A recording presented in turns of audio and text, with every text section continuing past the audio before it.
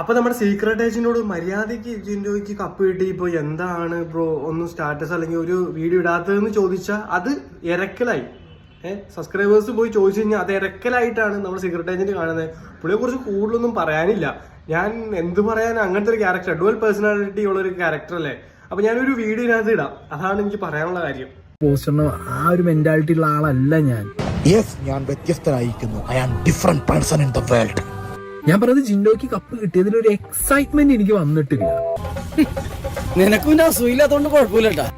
എന്താണെന്നുണ്ടെങ്കിലും നമ്മുടെ ജിൻഡോയ്ക്ക് ഒരു കപ്പ് പദ്ധതി എന്താണെങ്കിലും കിടിലനായിട്ട് കഴിഞ്ഞല്ലോ. ജിൻഡോയ്ക്ക് കപ്പ് കിട്ടിയല്ലോ, ആ പദ്ധതി പൊളിഞ്ഞില്ലല്ലോ.